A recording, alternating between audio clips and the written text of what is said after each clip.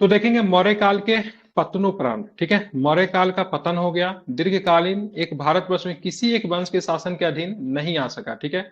इसी को गुप्त शासकों ने पूरा किया और लगभग संपूर्ण भारत को, ठीक है, एक राजनीतिक व्यवस्था के अधीन कर विज्ञान, गणित, वाणिज्य, खगोल विज्ञान, साहित्य, धर्म और दर्शन के क्षेत्र में चतुर्दिक विकास किया। फलतः भारत के इतिहास में गुप्त काल को स्वर्ण काल कहा गया है। क्या कहा गया है? गुप्त काल को कौन सा काल कहते हैं भारत के इतिहास में?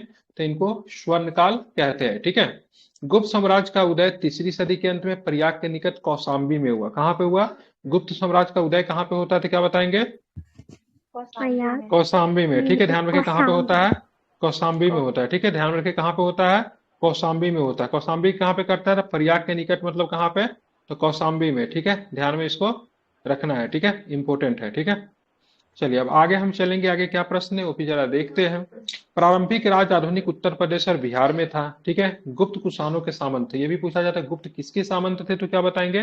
तो कुषाणों के सामंत थे। किसके सामंत थे? तो कुषाणों के सामंत थे, ठीक है। मौर्य वंश के पतन के पश्चात नष्ट हुई राजनीतिक एकता को पुनः स्थापित करने का श्रेय गुप्त वंश को जाता है, ठीक है। तो मौर्य वंश के, ठीक है, ध्यान रखें, मौर्य वंश के समय पतन, जब मौर्य वंश की पतन जब हो जाता है तो उसके बाद देखिएगा राजनीतिक उथल पुथल जो होती है बहुत ही ज्यादा होती है, ठीक है। तो उस उथल पुथल की स्थिति को, एक राजनीतिक एकता को पुनः स्थापित करने का श्रेय किसे जाता है? किसे जाता है? गुप्त के। बात में गुप्त जो थे किसके सामंत थे? किसके सामंत थे?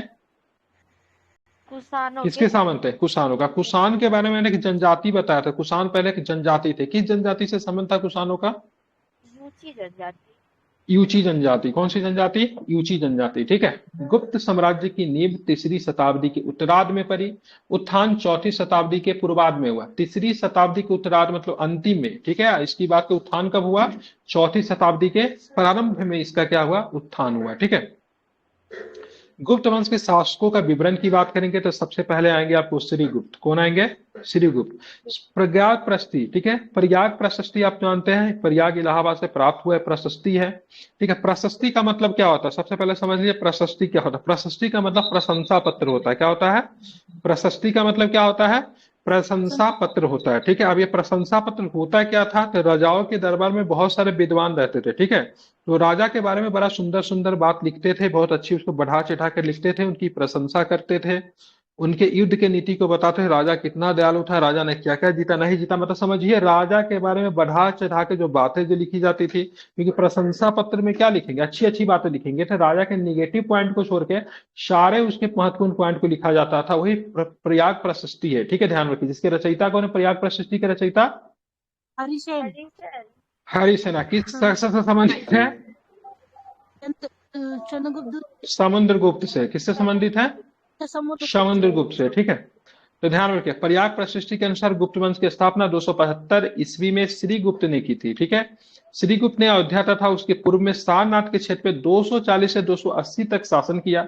श्रीगुप्त के पश्चात, ठीक है, 280 से 319 तक उसके पुत्र घटोत्कच ने शासन किया। इसलिए मुख्यतः कहीं कहीं आप देखेंगे गुप्त वंश का संस्थापक मुख्य रूप से 319 ही माना जाता है, ठीक है। वैसे 275 में गुप्त वंश की स्थापना श्रीगुप्त के द्वारा कर दी गई थी। तो श्रीगुप्त के बाद जो शासक जो बनेगा, कौन बनेगा? ठीक है, घटोत्कच। अभी तक ये घटोत्कच और श्रीगुप्त जो थे दोनों के दोनों स्वतंत्र शासक नहीं थे। इसलिए पूछेगा कभी भी गुप्त वंश के वास्तविक संस्थापक कौन थे, तो चंद्रगुप्त प्रथम आंसर लेगा। क्या लेगा? बिल्कुल चंद्रगुप्त प्रथम आंसर लेगा, जो गुप्त वंश के प्रथम संस्थापक थे।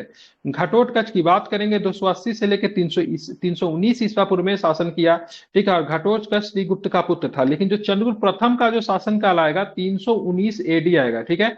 यही गुप्त वंश का कभी कभी वास्तविक, ठीक है, तिथि भी मानी जाती है जब गुप्त वंश को स्थापित किया गया, ठीक है, 319 एडी, ठीक है, ध्यान में रखना है, ठीक है। तो 319 तक शासक कौन होगा? तो घटोत्कच होंगे। कौन होंगे शासक 319 तक? घटोत्कच। 280 से 319 तक यह गुप्त वंश का शासक बना रहा। इसने महाराजा की उपाधि धारण की थी, ठीक है। तो कौन सी उपाधि धारण की थी इसने? महाराजा की उपाधि धारण की थी, ठीक है। प्रभावती गुप्त के पूना एवं रुद्रपुर तामपत अभिलेखों से घटोत्कच को गुप्त वंश का प्रथम राजा बताया गया है, ठीक है, ध्यान में रखेंगे। तो महाराजा की उपाधि धारण की थी या प्रभावती गुप्त, प्रभागपति गुप्त के पूना एवं रुद्रपुर, ठीक है, अभिलेखों में इसको क्या बताया? प्रभावती गुप्त के परदादा लगेंगे घटोत्कच, ठीक है, ध्यान में रखिएगा, ठीक है। अब आगे चलेंगे। चंद्रगुप्त प्रथम जो था, चंद्रगुप्त प्रथम गुप्त वंशावली में सबसे पहला स्वतंत्र शासक हुआ, इसलिए चंद्रगुप्त प्रथम को गुप्त वंश का क्या बोला जाता है? तो गुप्त वंश का क्या बोलते हैं? संस्थापक भी बोलते हैं। ठीक है, ध्यान रखेंगे। ठीक है, गुप्त वंश का क्या बोलते हैं? तो संस्थापक भी इनको बोला जाता है। ठीक है, ध्यान में रखेंगे। ठीक है, अब बात करेंगे पुराणों। ठीक है, ठीक है, बात करेंगे पुराणों की बात करेंगे तथा प्रयाग प्रस्तुति में चंद्रगुप्त प्रथम के राज्य विस्तार के विषय में जानकारी मिलती है। ठीक है, तब पुराण की बात करेंगे तथा प्रयाग प्रशस्ति के चंद्रगुप्त प्रथम के राज्य विस्तार के विषय में क्या मिलती है? जानकारी मिलती है। ध्यान में इसको रखना है। ठीक, कहां से मिलेगी? पुराणों से मिलेगी, और प्रयाग प्रशस्ति से चंद्रगुप्त प्रथम के राज्य के विस्तार के बारे में आपको जानकारी आपको मिलेगी। ठीक है, चलिए आप चलेंगे। कुमार देवी के साथ विवाह संबंध स्थापित करके चंद्रगुप्त प्रथम ने वैशाली राज्य प्राप्त किया था। ठीक है, तो चंद्रगुप्त प्रथम की पत्नी का नाम क्या था? चंद्रगुप्त प्रथम का पत्नी का नाम क्या था? बिल्कुल, कुमार देवी। इन्हीं से जन्म होता है समुद्रगुप्त को। ठीक है, समझ गए? अब बात करेंगे कुमार देवी के साथ विवाह संबंध स्थापित करके चंद्रगुप्त प्रथम ने वैशाली राज्य प्राप्त किया। चंद्रगुप्त प्रथम ने वैशाली तथा कौशल के राज्यों को जीतकर अपने राज्य में मिलाया था। साम्राज्य की राजधानी पाटलिपुत्र में स्थापित की। ठीक है, तो कुमार देवी के साथ विवाह संबंध स्थापित करके चंद्रगुप्त प्रथम को कहाँ का राज्य प्राप्त हुआ? वैशाली का राज्य प्राप्त किया। चंद्रगुप्त प्रथम ने कौशाम्बी तथा कौशल के राज्यों को जीत करके अपने राज्य में मिलाया था। साम्राज्य की राजधानी कहाँ बनाई थी? पाटलिपुत्र। अगर पूछा जाए कौशाम्बी और कौशल को जीतने वाला कौन सा गुप्त शासक था, तो चंद्रगुप्त प्रथम ही था। ठीक है, गुप्त वंश ने सर्वप्रथम ही सोने के सिक्के चलाए थे। गुप्त वंश में सर्वप्रथम सोने के सिक्के चलाया गया था। ध्यान में इसको रखेंगे। इन सिक्कों पर एक तरफ, ठीक है, चंद्रगुप्त एवं कुमार देवी के चित्र बने हुए थे, जबकि दूसरी तरफ बात करेंगे, ठीक है, लक्ष्मी की आकृति बनेगी। लेकिन यहाँ पे गलत लग रहा है। गुप्त वंश में सर्वप्रथम, अच्छा, गुप्त वंश में सर्वप्रथम पूछ रहा है। वैसे अगर सोने के सिक्के अगर जारी करने वाला सबसे पहले अगर बात करेंगे तो कुषाणों ने जारी किया था। किसने जारी किया था? कुषाणों ने जारी किया था। किसने किया था? कुषाणों ने। अगर पूछेगा गुप्त वंश में सबसे पहले सोने के सिक्के किसने जारी किए, तो चंद्रगुप्त प्रथम ने जारी किए। किसने जारी किए गुप्त वंश में? चंद्रगुप्त प्रथम। अगर पूछेगा सबसे अधिक सोने के सिक्के किस वंश के द्वारा जारी किए गए, तो गुप्तों के द्वारा जारी किए गए। ठीक है, ध्यान रखें, सबसे अधिक स्वर्ण के सिक्के किसने जारी किए? गुप्तों ने। गुप्तों में भी किस का शासक ने सबसे पहले सोने के सिक्के जारी किए, तो क्या बताएंगे? तो चंद्रगुप्त प्रथम। ठीक है, बिल्कुल। और चंद्रगुप्त प्रथम का जो सिक्का जो था उसपे चंद्रगुप्त एवं कुमार देवी राजा रानी के चित्र बने हुए थे, जबकि एक तरफ राजा रानी था, दूसरी तरफ लक्ष्मी की आकृति बनी हुई थी। तो लक्ष्मी की आकृति बनने से सिंपल संबंध है, गुप्त वंश में भागवत धर्म को माना जाता था। ठीक है, आप चलेंगे जो उसके बाद जो सबसे जो महत्वपूर्ण जो शासक जो निकल कर आते हैं, समुद्रगुप्त। ठीक है, कौन से शासक? समुद्रगुप्त निकल कर आते हैं। ठीक है, आप देखेंगे समुद्रगुप्त का जन्म लिच्छवी राजकुमारी कुमार देवी के गर्भ से हुआ। ठीक है, किनके गर्भ से हुआ? तो लिच्छवी की राजकुमारी कुमार देवी के गर्भ से हुआ। इन्हें परिक्रमांक कहा गया। ठीक है, समुद्रगुप्त का शासन राजनीतिक दृष्टि से गुप्त साम्राज्य के उत्कर्ष का लाभ माना जाता है। हरिसेन समुद्रगुप्त का मंत्री एवं दरबारी कवि था। ठीक है, जिसने प्रयाग प्रशस्ति की रचना की थी। तो हरिसेन की बात करेंगे, समुद्रगुप्त के दरबार में मंत्री भी था और साथ में कवि भी था। ठीक है, हरिसेन के द्वारा, ठीक है, प्रयाग प्रशस्ति से समुद्रगुप्त राज्यारोहण, विजय तथा साम्राज्य विस्तार के संबंधित जानकारी मिलती है। राज्यारोहण के बारे में, विजय के बारे में, साम्राज्य विस्तार में। तो प्रयाग प्रशस्ति में, ठीक है, समुद्रगुप्त के सारे पॉजिटिव पॉइंट्स को दिखाया गया है। ठीक है, अगर पूछेगा, ठीक है, सबसे पहले, ठीक है, सबसे पहले किसने महाराजा धीराज की उपाधि धारण की थी? समुद्रगुप्त ने महाराजा धीराज की उपाधि धारण की थी गुप्त में। ठीक है, अब बात करेंगे, ठीक है, ध्यान में रखेंगे, समुद्रगुप्त ने लगातार विजय का अभियान को देखते हुए बीएस स्मिथ ने, ठीक है, बीएस स्मिथ ने भारत का नेपोलियन की उपाधि दी है। किसे दिया गया भारत की नेपोलियन की उपाधि? समुद्रगुप्त को दिया गया। रीजन क्यों दिया गया समुद्रगुप्त को भारत के नेपोलियन की उपाधि क्यों दिया गया है, क्या बताएंगे?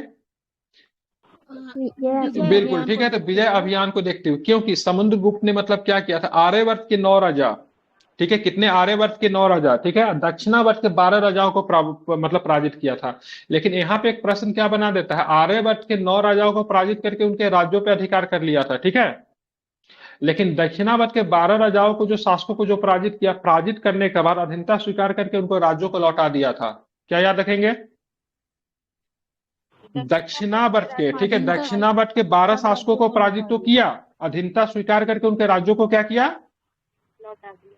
लौटा दिया, ठीक है। लेकिन आर्यभट्ट के जो 9 राजाओं को जो उन्होंने जो पराजित जो किया, तो उनके राज्यों को नहीं लौटाते, ठीक है। ये आपको जो मिलेगा स्टेटमेंट टाइप क्वेश्चन समुद्रगुप्त में, आई थिंक ये आपका यूपीएससी में ऑलरेडी पूछा हुआ है, ठीक है। हम करवा रहे थे यूपीएससी एमसीक्यू, तो उसमें भी था, ठीक है।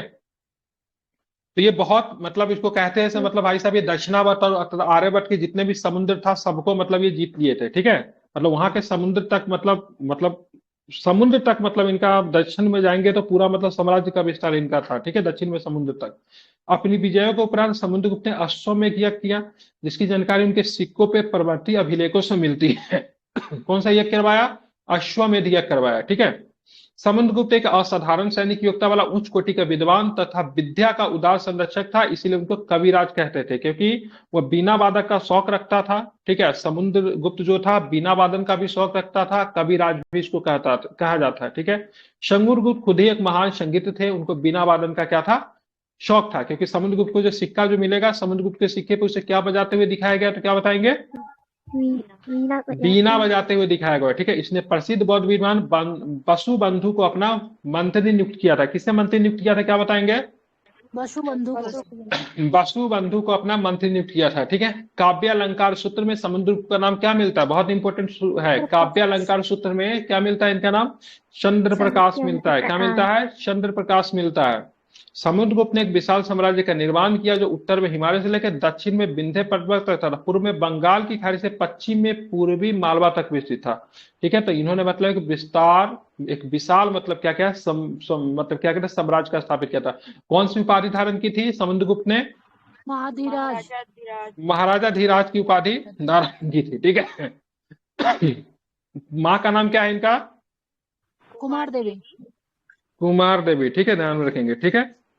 कुमार देवी जो था इनका माँ का नाम था, इसलिए बोले से भाई साहब कुमार देवी जो थी, एक तरह से मतलब इनका क्या हो गया, घटोत्कच का क्या हो गया, दादाजी हो गए, नहीं। अब चलेंगे आगे, चलेंगे चंद्रगुप्त द्वितीय, जिनको विक्रमादित्य भी कहते थे। चंद्रगुप्त द्वितीय को क्या बोलते थे? विक्रमादित्य कहते थे, ठीक है। समुद्रगुप्त के पश्चात गुप्त वंशावली में चंद्रगुप्त द्वितीय का नाम उल्लेखित है। हालांकि इन दोनों शासकों में से रामगुप्त नामक एक दुर्बल शासक के अस्तित्व का भी पता चलता है, ठीक है। रामगुप्त जो था चंद्रगुप्त द्वितीय विक्रमादित्य का बड़ा भाई था, ठीक है। जब यहाँ पे जब आक्रमण जब किया जाता है, ठीक है, जब यहाँ पे जब आक्रमण जब किया था, किसका आक्रमण था, मैं भूल रहा हूँ नाम थोड़ा, किनका था? यवन का आक्रमण था। क्या? यवनों का। यवन का मतलब, यवन का मतलब क्या होता था? विदेशी होते। जब यवनों का जब आक्रमण जो किया जाता है, तो वहां पे मतलब रामगुप्त जो थे लड़ने से मतलब क्या करते थे? इनकार कर देते थे, ठीक है। यवन जो थे बहुत ही दुराचारी थे, बदले में रामगुप्त को पत्नी का मांग कर देता था, तुम अपने पत्नी को मेरे पास भेज दो, ठीक है। यह बात जो है समुद्रगुप्त को बहुत चुभती है, और मतलब रामगुप्त की हत्या कर देते हैं, ठीक है। ध्यान में कहीं कहीं पे उल्लेख है, ठीक है, सच्चाई कितनी नहीं पता है। एक समुद्रगुप्त द्वितीय के द्वारा ही रामगुप्त की हत्या की जाती है, क्योंकि वह यवन से लड़ने आत्मसमर्पण कर देता है, और यहाँ तक कि अपने पत्नी को भेजने के लिए भी मतलब तैयार हो जाता है, ठीक है, ताकि राज्य पे आक्रमण न हो। चंद्रगुप्त द्वितीय का अन्य नाम की बात करें, देव क्या?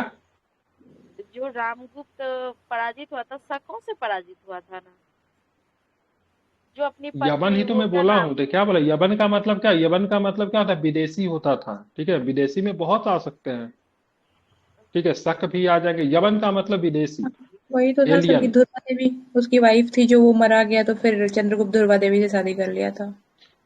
हाँ, जो भी हो यही कहानी है, ठीक है, ध्यान रखें। चंद्रगुप्त द्वितीय का अन्य नाम की बात करें, देवगुप्त, देवराज, देवश्री है, ठीक है। उसने विक्रमादित्य, विक्रमांक, परम भागवत आदि की उपाधि धारण की है। परम भागवत वाला एग्जाम में पूछता है, परम भागवत की उपाधि किसने धारण किया? चंद्रगुप्त द्वितीय ने धारण किया, ठीक है। विक्रमादित्य किनको कहते थे? चंद्रगुप्त द्वितीय को कहते हैं। विक्रमांक किनको कहते हैं? इन्हीं को कहते हैं, ठीक है। इन्होंने नागवंश, वाकाटक और कदम्ब राजवंश के साथ वैवाहिक संबंध स्थापित किए थे। नागवंश के साथ, वाकाटक के साथ, कदम्ब राजवंश के साथ, ठीक है। चंद्र द्वितीय ने नाग राजकुमारी कुबेर नाग से विवाह किया, और जिनसे क्या होते कन्या का जन्म होता, जिनका नाम था प्रभावती गुप्त। क्या नाम था? प्रभावती गुप्त। ये प्रभावती गुप्त बहुत महत्वपूर्ण शासिका साबित होगी, ध्यान में रखिएगा, ये आगे चल के बताऊंगा इंपोर्टेंट रोल इनका क्या है, ठीक है। तो प्रभावती गुप्त जो थी चंद्रगुप्त द्वितीय की मतलब क्या थी? पुत्री थी, जो कि मतलब कुबेर नाग से इनका जन्म हुआ था, ठीक है। चंद्रगुप्त द्वितीय ने 389 में शक राज्य, ठीक है, रुद्र सिंह तृतीय पर विजय प्राप्त करने के उपरांत विक्रमादित्य की उपाधि धारण के रजत मुद्राएं जारी की थी, ठीक है। तो शक राज्य रुद्र सिंह तृतीय पे विजय प्राप्त करने के बाद इन्होंने विक्रमादित्य की उपाधि धारण की। शकों को हराने के उपलक्ष्य में इन्होंने मतलब क्या क्या रजत मुद्राएं भी जारी की थी, और साथ में विक्रमादित्य की उपाधि भी धारण की थी। ठीक है, एक किताब है जिसका नाम है देवीचंद्र गुप्तम। ठीक है, किनके द्वारा लिखा गया किताब है? बिल्कुल ठीक है, ध्यान में रखेंगे। ठीक है, क्या बोला? विशाखा दत्त के द्वारा, देवीचंद्र गुप्तम। ठीक है, अब बात करें हर्ष चरित्र में। ठीक है, हर्ष चरित्र में चंद्रगुप्त द्वितीय को शकारी कहा गया, मतलब शकों पे विजय प्राप्त करने वाला। ठीक है, क्या? शकारी। ठीक है, ऐसा शकों पर विजय प्राप्त करने वाला।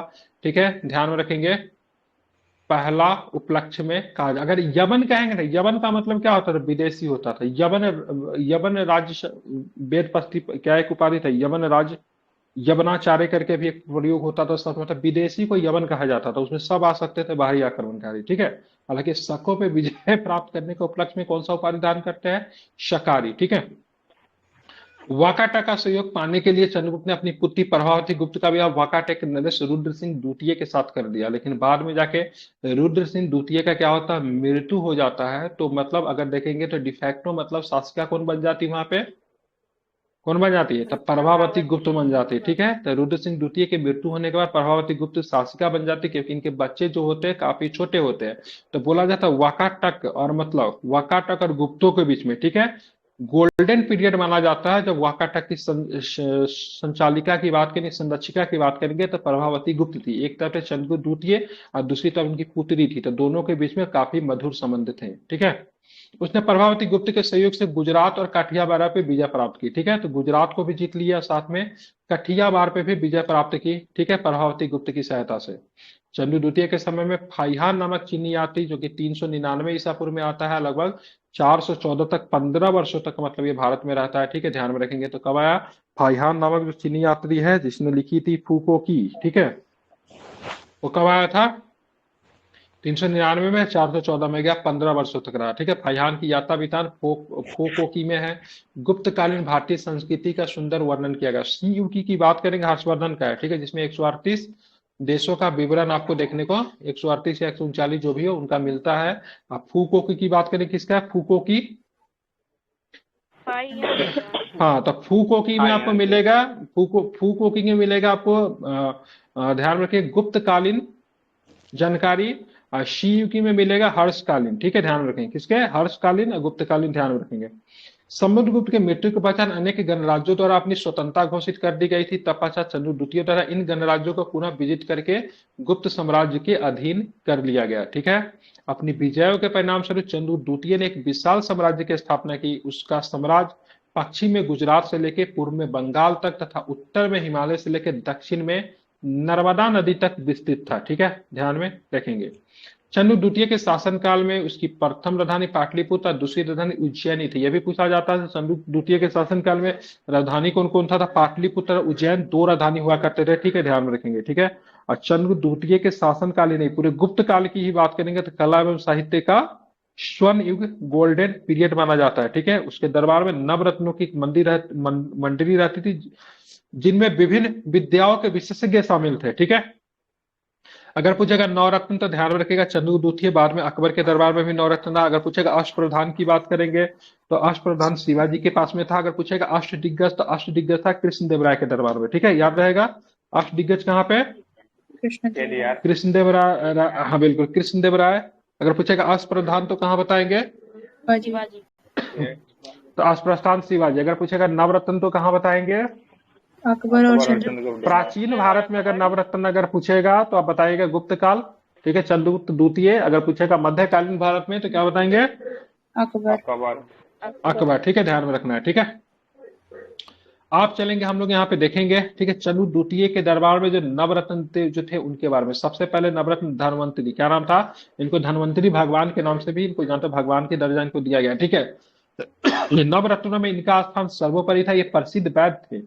इनके रचित 9 ग्रंथ पाए जाते हैं। ये सभी आयुर्वेद चिकित्सा शास्त्र से संबंधित है। रोग निदान, वैद्य चिंतामणि, विद्या प्रकाश चिकित्सा, धन्वंतरी, निघंटु, वैधक, भास्करोदय, चिकित्सा सार पे संग्रह इनकी प्रमुख रचनाएं हैं। ठीक है, चिकित्सा में ये बड़े बड़े सिद्धहस्त थे, इनका नाम था युद्ध में घायल इनका काम था युद्ध में घायल सैनिकों को शल्य चिकित्सा देना।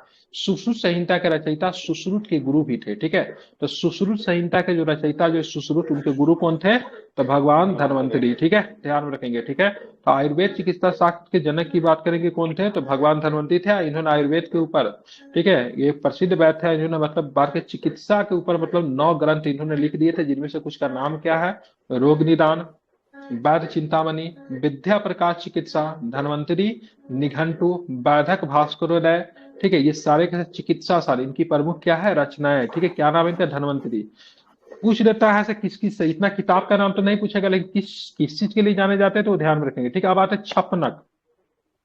ये एक सन्यासी थे, इन्होंने कुछ ग्रंथ लिखे जिनमें भिक्षाटन ही उपलब्ध बताया जा रहा है। छपनक के द्वारा लिखा गया कौन सा ग्रंथ उपलब्ध है? भिक्षाटन, ठीक है। ये एक सन्यासी थे, इनके द्वारा कुछ ग्रंथ लिखे गए थे, ठीक है। अब आते अमर सिंह, ये प्रकांड विद्वान थे, इनका प्रमुख ग्रंथ कौन है? अमर कोश है। इसे विश्व का पहला समानांतर कोश माना जाता है। इस कोश में करीब 10,000 नाम है। कितने नाम है?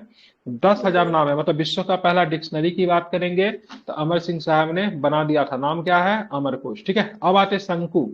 शंकु की बात करेंगे तो इधर इनका नाम पूरा नाम शंकुकक था। इनका काव्य ग्रंथ की बात करेंगे तो भुवना भादुदयम है, ठीक है, प्रसिद्ध रहा। इन्होंने संस्कृत प्रकांड विद्वान भी माना जाता है, ठीक है। शंकु, ये आर्किटेक्चर यही थे क्या? जी जी जी, बिल्कुल बिल्कुल। ठीक है, हाँ, आर्किटेक्चर यही थे, ठीक है, शंकु साहब, ठीक है। अब आते हैं बेताल भट्ट। बेताल भट्ट की कहानी आपने बचपन में बहुत पढ़ा होगा, मूवी वगैरह इस पे काफी बन चुकी है। विक्रम बेताल करके आप लोगों ने सुना होगा। विक्रम और बेताल की कहानी जगत प्रसिद्ध है। ये बेताल पंचविंशित के रचयिता थे। बेताल 25 से यह सिद्ध होता है कि राजा विक्रमादित्य के वर्चस्व से बेताल भट्ट कितने प्रभावित है। उन्होंने विक्रम बेताल के माध्यम से विक्रमादित्य के साहस और पराक्रम की कथाओं को पिरोया है, ठीक है, ध्यान में रखेंगे, ठीक है। तो इसमें कहानी सुनाया जाता है, क्या होता है? बेताल जो होता है ना, बेताल भट्ट, और पेड़ पे रहता है, तो मतलब कोई आदमी वहां पे जाता है तो उसके शरीर पे मतलब क्या होता है, ऐसा ही कुछ है, मैं भूल गया, लेकिन मूवी वगैरह में भी दिखाया हुआ है। मतलब स्टोरी टाइप का बहुत अच्छे से दिखाया हुआ है विक्रम बेताल, ठीक है। पहले दूरदर्शन पर भी आती थी, ठीक है। अब आते घाट, क्या नाम था इनका? घाट खरपर। ये विक्रमादित्य के नवरत्नों में संस्कृत के ज्ञाता थे। किसके ज्ञाता थे ये? संस्कृत के ज्ञाता थे। ये संस्कृत के यमक और, ठीक है, अनुप्रास के विशेषज्ञ ज्ञाता थे। इनकी रचना का नाम घाट खरपर काव्यम है, और इसका दूसरा ग्रंथ कौन है? नीतिसार, ठीक है। क्या नाम है इनका? नीतिसार। अब आते कालिदास। ऐसा माना जाता है कि कालिदास सम्राट विक्रमादित्य के प्राण प्रिय कवि थे, ठीक है।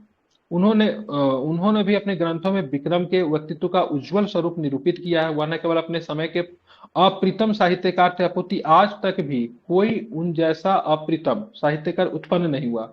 उनके 4 काव्य और 3 नाटक काफी प्रसिद्ध है। अभिज्ञान शाकुंतलम की बात करेंगे, उनकी सर्वोत्कृष्ट रचना मानी जाती है, ठीक है। तो कालिदास जैसा आज भी मतलब कोई मतलब उनके समकालीन भी कभी नहीं बन पाया, ठीक है।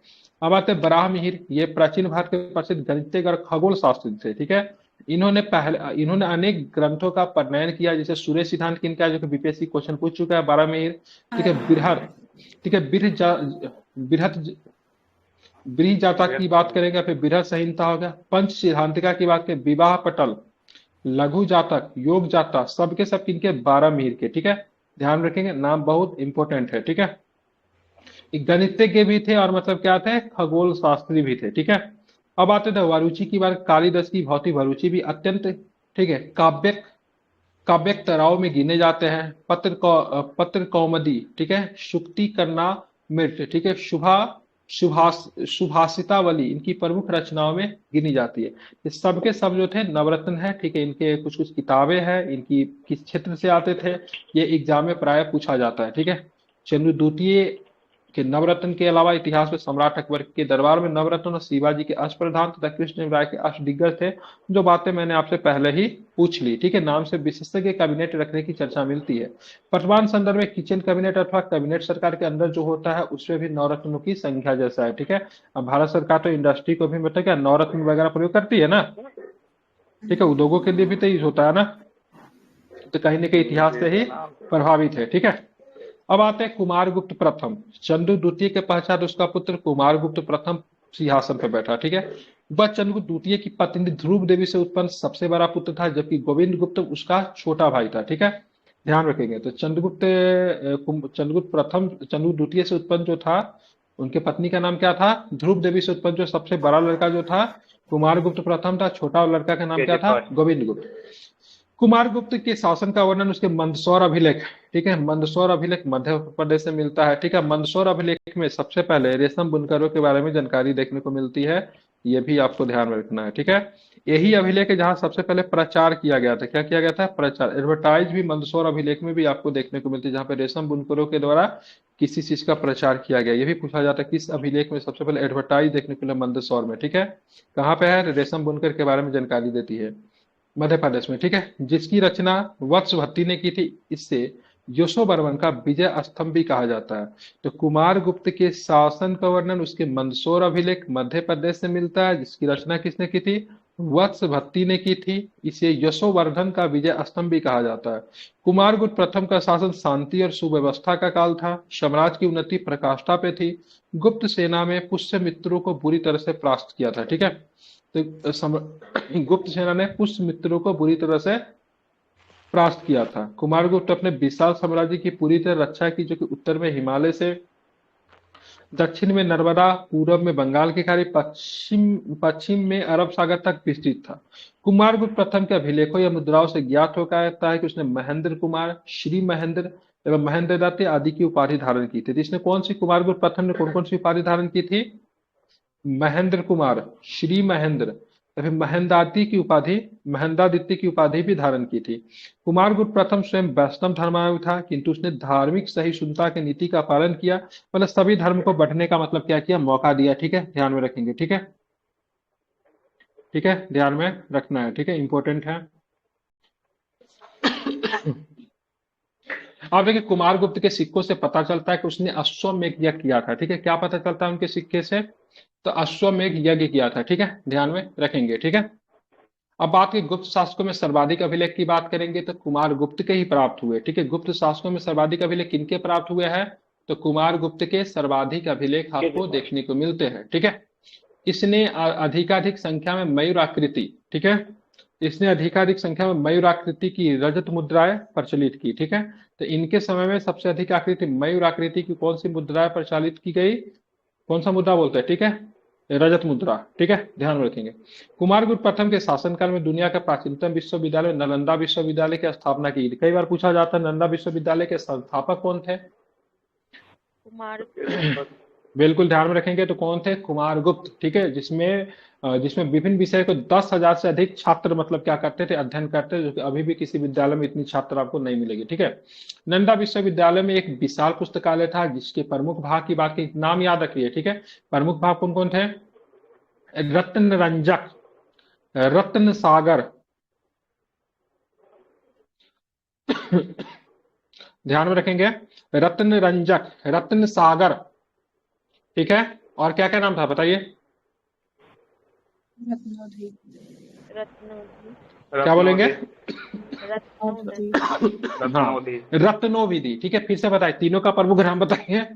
रत्न रंजक, रत्न सागर, रत्न, बिल्कुल ठीक है, हाँ बिल्कुल ध्यान में इसको रखना है, ठीक है। उसके बाद करेंगे ऑक्सफोर्ड ऑफ महायान बौद्ध भी कहा जाता है, ठीक है, ध्यान में रखना है। इसको क्या बोलते हैं? ऑक्सफोर्ड ऑफ, क्या बोलते हैं? ऑक्सफोर्ड ऑफ महायान, ठीक है, ध्यान रखेंगे। ऑक्सफोर्ड ऑफ महायान बौद्ध इसको कहते हैं, ध्यान में इसको रखना है, ठीक है, इंपॉर्टेंट है, ठीक है। अब नालंदा विश्वविद्यालय, नालंदा विश्वविद्यालय की पहचान खोज सर्वप्रथम कनिंगम के द्वारा की गई थी। नालंदा विश्वविद्यालय को किसने ढूंढा था? कनिंगम ने ढूंढा था, ठीक है, ध्यान रखें, किसने ढूंढा था? कनिंगम ने ढूंढा था, ठीक है। चीनी यात्री इत्सिंग की बात करेंगे 673 ईस्वी में नालंदा आया। उसके अनुसार नालंदा विश्वविद्यालय की अपनी मुद्रा थी, जिसमें पाली भाषा में श्री नालंदा महाविहार आर्य भिक्षु संघस्थ उत्कीर्ण था, ठीक है। कौन कहते ये बात? बिल्कुल, कौन कहते हो? तो ध्यान में रखेंगे, तो ये बात इत्सिंग कहते हैं। इत्सिंग का भारत यात्रा कब हुआ है? 7वीं सदी लेता है, 673 आप लोग कर सकते हैं, ठीक है। आप बताइए नालंदा विश्वविद्यालय के संस्थापक कौन थे? कुमारगुप्त प्रथम के समय जो रजत मुद्राएं जो थी उसमें किसकी आकृति थी? मयूर की। किसकी थी? मयूर की, ठीक है। मंदसौर अभिलेख का संबंध किससे है? कुमारगुप्त किससे है? तो ध्यान रखिएगा, कुमारगुप्त से, ठीक है। ध्यान में रखना है, किससे था? कुमार गुप्त से, ठीक है, ध्यान में रखना, इंपॉर्टेंट है, महत्वपूर्ण है, ठीक है। बात करेंगे, ठीक है, ये मंदसौर अभिलेख के रचयिता कौन है, तो क्या बताएंगे? वत्स भट्टी। बिल्कुल, वत्स भट्टी, ठीक है, बिल्कुल, ठीक है, ध्यान में आपको रखना है, इंपॉर्टेंट है ये सारे नाम।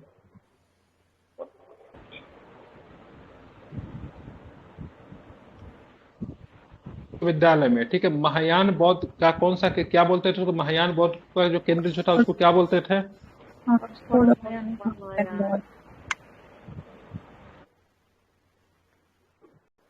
रखिएगा, ठीक है, तो क्या बोलते थे उसको? ऑक्सफोर्ड ऑफ महायान बौद्ध भी कहा जाता है, ठीक है।